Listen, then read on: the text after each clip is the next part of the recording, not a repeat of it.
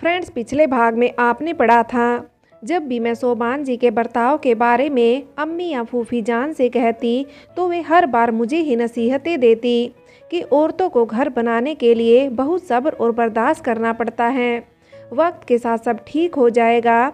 लेकिन कभी कोई शोभान जी को समझाने की कोशिश नहीं करता कि उनके बर्ताव की वजह से मैं कितनी तकलीफ़ में रहती हूँ।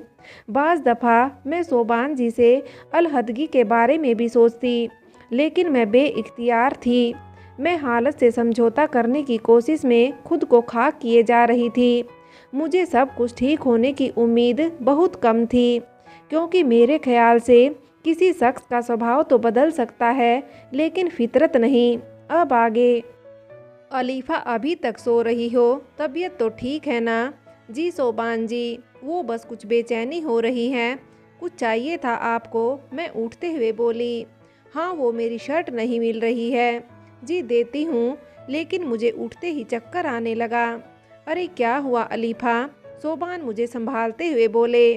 तुम्हारी तबीयत तो वाकई अच्छी नहीं है, तुम आराम करो, मैं अभी डॉक्टर को बुला लेता हूँ। डॉक्टर ने मेरी जांच करने के बाद बताया कि मैं माँ बनने वाली हूँ। ये खबर सुनते ही सभी बेहद खुश हो गए। फूफी ने फ़ौरन ही सदका दिया। शोभान जी भी बेहद खुश थे। अम्मी ने जब सुना तो वे भी बेहद खुश हुई। उन्होंने मुझसे कहा कि देखना अलीफ़ा बेटा, अब सब ठीक हो जाएगा। बस अब तू अपना ख्याल रखना। अल्लाह तुझे हमेशा अपनी हिफाजत में रखे मेरी बच्ची। और शायद अम्मी ने सच ही कहा था, क्योंकि बच्चे की खबर सुनने के बाद से वाकई शोभान जी का रवैया काफ़ी बदल गया था। अब वो मेरा काफ़ी ख्याल रखते, मेरे साथ सलीके से भी पेश आते। मैं शोभान जी के इस बदले रवैये से बेहद खुश थी। ऐसा लगता जैसे मुझे मन चाही मुराद मिल गई हो। आज अंजुम के घर दावत पर जाना था, लेकिन मेरा जी नहीं कर रहा था वहाँ जाने का। तबीयत कुछ ठीक नहीं लग रही थी। लेकिन तभी शोभान जी ने मुझसे कहा, अलीफ़ा, तुम्हें याद है ना, आज अंजुम के घर चलना है। जी याद तो है शोभान जी, लेकिन मेरा दिल नहीं हो रहा है जाने का। आप और फूफू चले जाएं ना। अरे अलीफ़ा, ये कैसे हो सकता है? तुम्हारा जाना तो ज़रूरी है ना। फिर वैसे भी हम जल्द ही वापस आ जाएंगे। ठीक है, आप कहते हैं तो चलूँगी मैं। शाम को हम सभी अंजुम के घर उसके बेटे के जन्मदिन पर गए, जहाँ कई सारे मेहमान भी मौजूद थे। अंजुम ने मेरा सभी से तारुफ करवाया। उस पार्टी में खाला के बेटे अबीर से भी मेरी मुलाकात हुई। अबीर से मैं काफ़ी सालों बाद मिली थी। बचपन में हमारी आपस में बहुत बनती थी। वो मुझसे 4-5 बरस बड़े थे। खाला का घर भी हमारे घर के करीब ही था और हम दोनों अक्सर एक दूसरे के घर आते जाते थे। लेकिन खाला के दूसरे शहर जाते ही हमारा मिलना कम हो गया। वैसे भी वक्त के साथ सभी अपनी मंजिलों को तलाशने में मसरूफ़ हो जाते हैं, सो मिलना मिलाना भी कम हो जाता है। अबीर भी अपनी तालीम में मसरूफ़ रहने लगे, सो उनका हमारे घर आना जाना भी लगभग बंद ही हो गया था। लेकिन आज इतने अरसे बाद उनसे मिलकर मुझे बहुत खुशी हो रही थी। अबीर भी मुझे देखकर खुश हुए। कैसी हो अलीफ़ा? तुम तो बिल्कुल ही बदल गई, एकदम जिम्मेदार खवातीन लग रही हो। अबीर भाई, लग रही हूँ का मतलब, मैं तो बचपन से ही जिम्मेदार हूँ, मैंने हंसते हुए कहा। अरे हाँ, मैं तो भूल ही गया कि तुम कितनी जिम्मेदार हुआ करती थी। वाकई बचपन में भी बड़ी जिम्मेदारी से लड़ाइयाँ करती थी मुझसे। कुछ भूला नहीं हूँ अलीफ़ा मैं। अबीर भाई हंसते हुए बोले। अब ऐसा भी नहीं था अबीर भाई, अभी हम बात ही कर रहे थे कि अचानक शोभान जी वहाँ आए और मुझसे बोले, अलीफ़ा घर चलो। जी शोभान, चलती हूँ। आप अबीर भाई को जानते हैं, ये मेरी खाला के बेटे हैं। मैंने शोभान को अबीर से मिलवाते हुए कहा।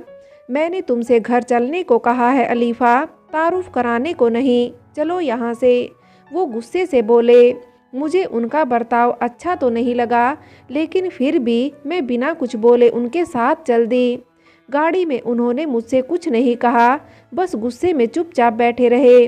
लेकिन घर पहुंचते ही अचानक वे मुझसे बहुत ही गुस्से में चिल्ला के बोले, अलीफ़ा, मैंने तुमसे ज़्यादा बेगैरत औरत नहीं देखी।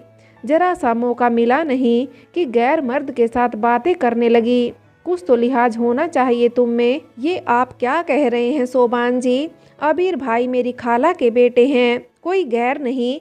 और मैंने आपको कई दफ़ा पहले भी कहा है कि आप इस तरह की घटिया बातें मुझसे न किया करें। आपकी सोच निहायत घटिया है। मेरी तो सोच ही घटिया है, लेकिन तुम्हारी तो फितरत ही घटिया है। सोबान जी, आप इस तरह की बातें करके खुद की ही इज्जत मेरी नज़रों में गिराते हैं। मुझे भी उनकी बातों पर गुस्सा आ गया था। अलीफा, अपनी औकात में रहो। तुम्हारी जुर्रत कैसे हुई अपने सोहर से इस तरह की बात करने की? और ये कहते हुए उन्होंने मुझे एक ज़ोरदार थप्पड़ मारा और धक्का देते हुए वहाँ से चले गए। लेकिन मैं खुद को संभाल नहीं सकी और ज़मीन पर गिर पड़ी, जिससे मुझे बहुत चोट आई और मैं बेहोश हो गई। जब मुझे होश आया तो मैंने देखा कि मैं अस्पताल में थी और सोबान जी मेरे सिरहाने बैठे थे। फूफी रो रही थी। सोबान जी भी मेरा हाथ पकड़कर उदास बैठे थे। मुझे बहुत कमजोरी लग रही थी। मुझे कुछ समझ नहीं आ रहा था कि मुझे क्या हुआ है।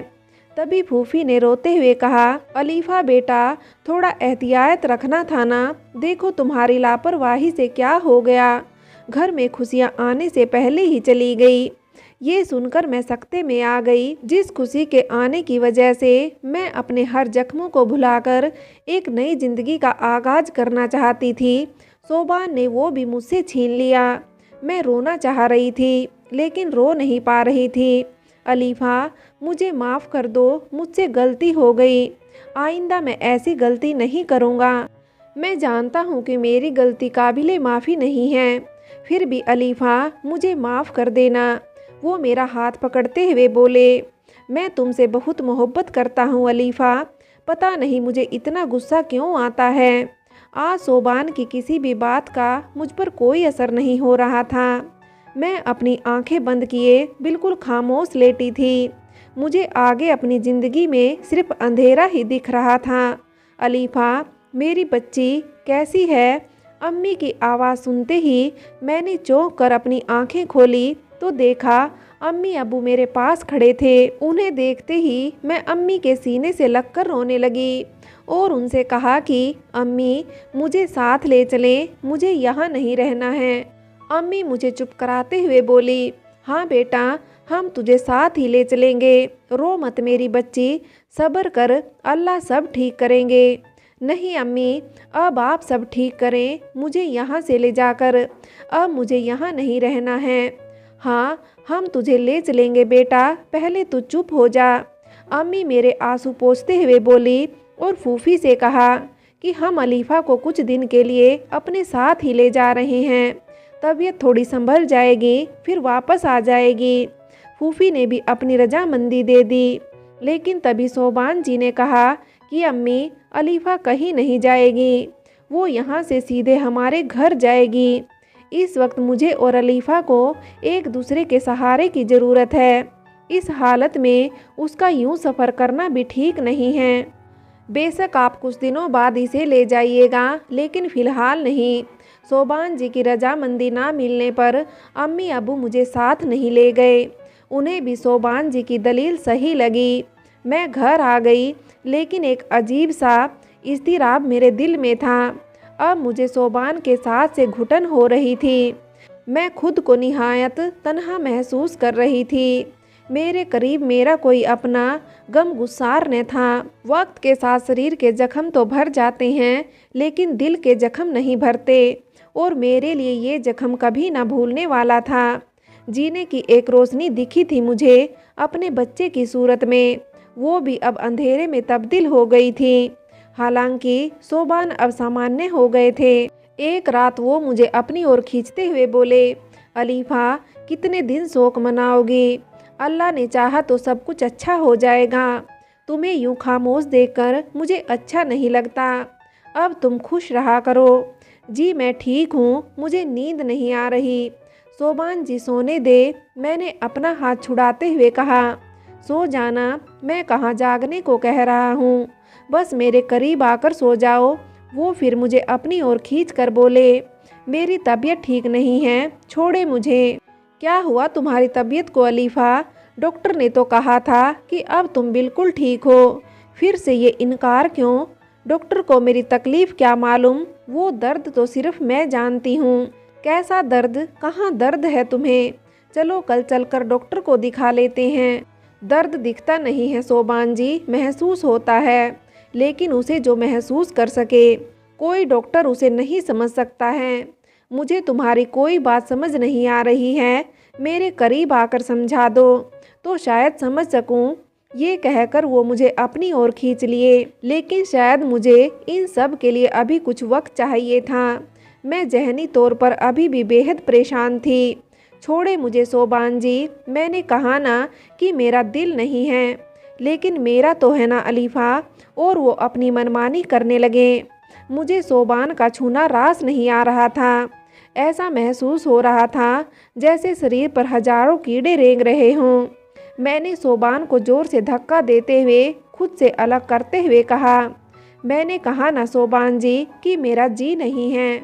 अचानक मेरे इस रवैये से वे बहुत गुस्से में आ गए और मुझ पर गुस्साते हुए चिल्ला कर बोले, तुम्हारी हिम्मत कैसे हुई मुझे इस तरह इनकार करने की? समझती क्या हो खुद को? शोहर हूँ तुम्हारा, हक है मेरा तुम पर।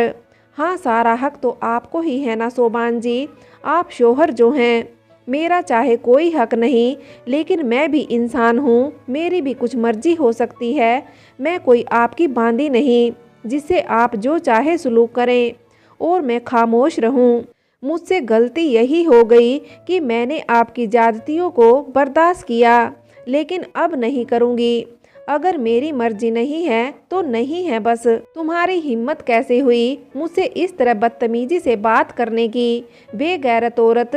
वो चिल्लाते हुए मेरे करीब आकर मुझ पर हाथ उठाने ही वाले थे कि मैंने उनका हाथ पकड़ते हुए कहा कि सोबान, अब मैं आपकी ये जाहिल और घटिया हरकत बर्दाश्त नहीं करूँगी। ओहो, मैं जाहिल हूँ? ठीक है, तो अब मेरी जाहिलियत की हद भी देख लो अलीफ़ा तुम। वो बहुत ही गुस्से में चिल्ला कर बोले, मैं अभी और इसी वक्त तुम्हें तलाक देता हूँ। तलाक? तलाक? सोबान मुझे तलाक देंगे? ऐसा तो मैंने कभी सोचा भी नहीं था। हाँ, ये भी हकीकत थी कि उनकी ज्यादतियों से आजीज होकर मैं खुद ही सोबान से अलहदगी के लिए सोचती थी, लेकिन फैसला लेने से डरती थी, क्योंकि अम्मी हो या फूफी, वो बस यही सलाह देती कि औरतों को रिश्ते निभाने के लिए बहुत कुछ बर्दाश्त करना पड़ता है। वक्त के साथ सब अच्छा हो जाएगा। और मैं उस वक्त के इंतज़ार में सोबान की ज्यादतियाँ बर्दाश्त करते जा रही थी। किसी भी सूरत में घर बनाकर रखना औरत की ही जिम्मेदारी होती है, चाहे इसके लिए वो खुद को खाक ही क्यों ना कर दे। मैंने भी उसी दस्तूर को जारी रखा था, लेकिन ये दस्तूर सिर्फ मैं निभा रही थी, सोबान नहीं। और इतने जुल्म सहने के बाद भी मैंने रिश्तों को बचाए रखा था, लेकिन सोबान ने मुझे तलाक देकर एक बार फिर मुझे मेरी औकात दिखा दी कि गलती मेरी हो या ना हो, दर्द तो मुझे ही सहना होगा। तलाक का सुनकर सभी परेशान हो गए थे। अम्मी तो रो रो के बेहाल हो रही थी। उनकी फिक्र थी कि अब मेरा आगे क्या बनेगा। फ्रेंड्स, आगे की कहानी के लिए कहानी का अगला भाग देखें।